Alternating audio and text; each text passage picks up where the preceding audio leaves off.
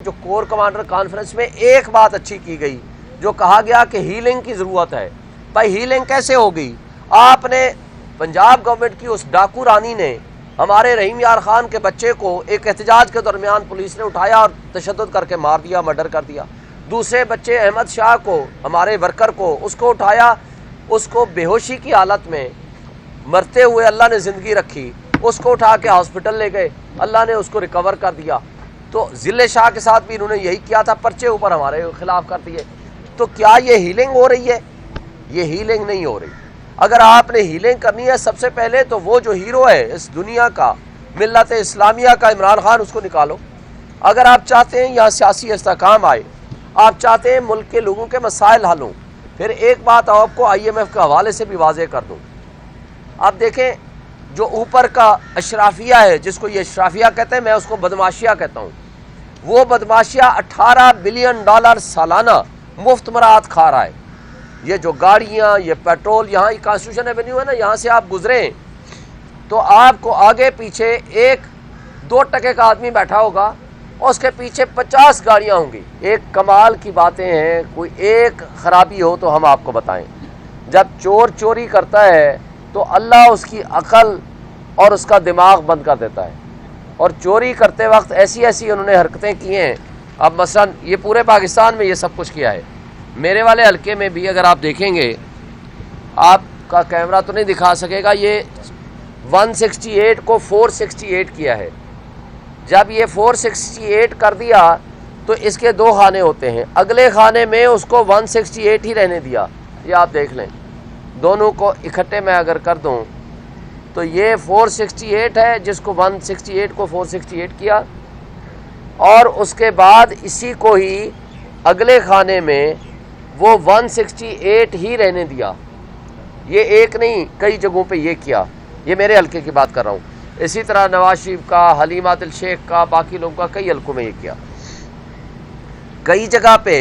अब मसलन मैंने टोटल मेरे हैं 387 पोलिंग स्टेशंस, जिसमें उन्होंने टेम्परिंग की है और कटिंग की है, फोर्जरी की है, जो जुर्म किया है, जिसके खिलाफ हम प्रोसीड करेंगे कानून के मुताबिक। उनके खिलाफ FIR भी कटाएंगे, ये जेलों में भी जाएंगे, ये नौकरी से भी जाएंगे, रिटर्निंग अफसर हूँ या हमारे जो अपोनेंट कैंडिडेट हूँ। अब उन 183 में कुछ, अब जैसे मैं आपको चंद एक बता देता हूँ कि जिस तरह इन्होंने किया है। मसलन पहला पोलिंग स्टेशन है, उसके अंदर एक्चुअल रिजल्ट फॉर्म 45 जो कि हम सब के पास हैं, मेरे वोट थे 230, मेरे अपोनेंट के थे तारिक फजल के 149। अब मैं 81 की लीड से जीतता हूँ, उसको टेम्पर किया, मेरे रहने दिए 230 और उसको कोई चेंज नहीं किया, उसको एज इट इज़ रहने दिया, पहला वाला। अब आ जाते हैं दूसरे वाला पोलिंग स्टेशन। दूसरे पोलिंग स्टेशन पे मेरे वोट थे 170, मेरे अपोनेंट के थे 97, डिफरेंस में लीड थी मेरी 73।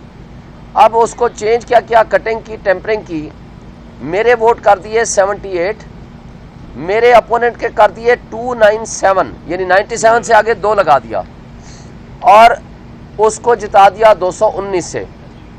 इसी तरह पोलिंग स्टेशन नंबर 3, मैं 3-4 से आपको बताता हूँ। 254 मेरे वोट थे पोलिंग फॉर्म 45 ओरिजिनल के मुताबिक, 152 मेरे अपोनेंट के थे, मेरी लीड थी यहाँ 102 वोट से। अब इसको चेंज कर दिया, 254 को 152 कर दिया मेरे वोट, और मेरा जो वोट था यानी इसको रिवर्स कर दिया, टोटल रिवर्स कर दिया। जो मेरा वोट था उसको डाल दिया, जो उसका वोट था मेरे खाते में डाल दिया टेम्परिंग करके। लिहाजा जो मैं 102 वोट से जीता हुआ था, 102 वोट से मुझे हरा दिया। इसी तरह आप अगर देखेंगे पोलिंग स्टेशन नंबर 5, 220 वोट थे मेरे, 128 थे अपोनेंट के, 92 वोट से मैं जीत रहा था, और यहाँ किया 120 मेरे कर दिए 220 को, यानी 2 को 1 कर दिया, और जो मेरे अपोनेंट के थे 128 उसको 358 कर दिया, और यहाँ मुझे 238 से हरा दिया।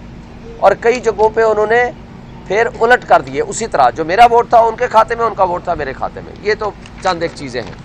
अब इसमें एक और इनकी बेईमानी पकड़ी गई एक और, वो मैं आपको दिखा दूं, बता भी दूं। अब आप देखेंगे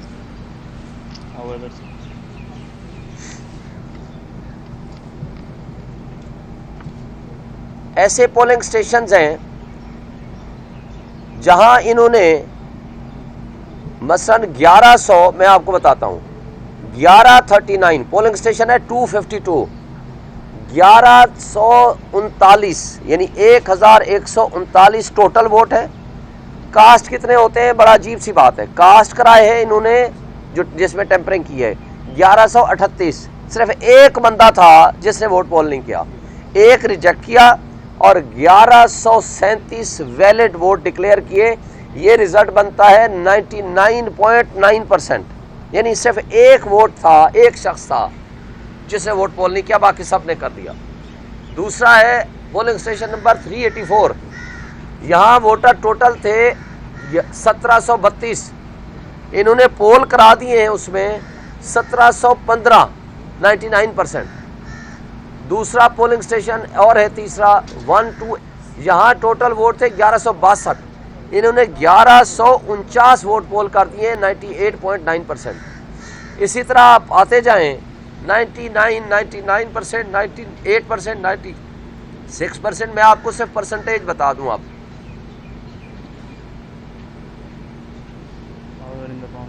19 पोलिंग स्टेशन ऐसे हैं जिसमें 90% प्लस उनके टर्नआउट दे दिया, और 39 पोलिंग स्टेशन वो हैं जिसमें 80% से ज़्यादा दे दिया, और 82 पोलिंग स्टेशन वो हैं जिसमें 70% से ओवर एंड अबव दे दिया।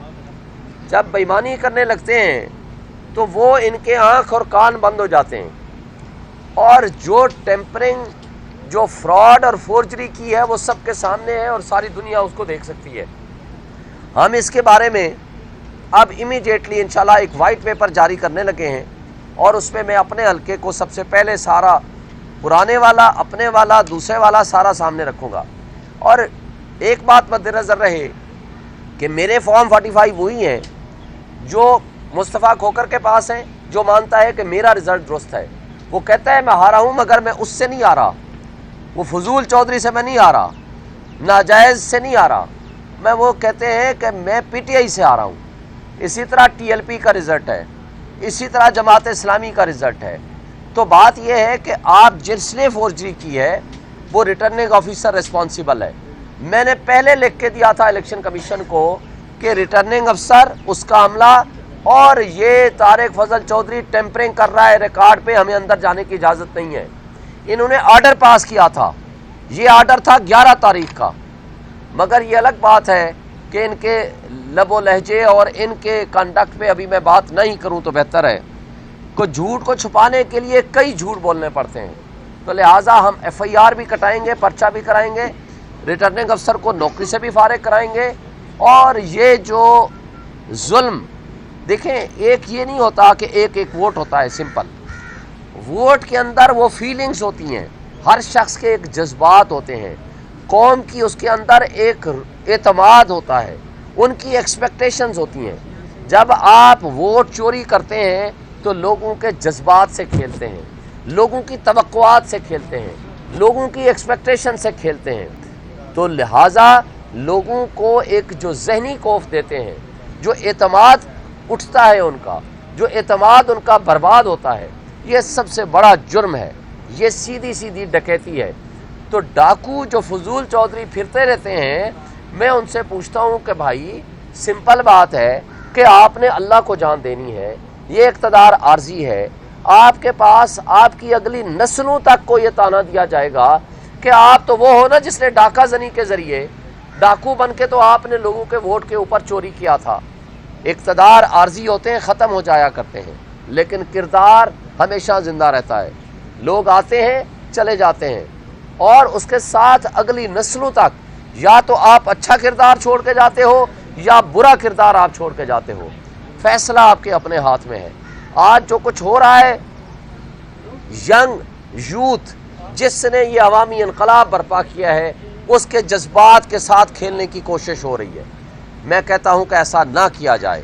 ये आज भी वक्त है, इस मुल्क की तकदीर को बदलें, इस मुल्क के लिए अच्छा सोचें और इस मुल्क को ये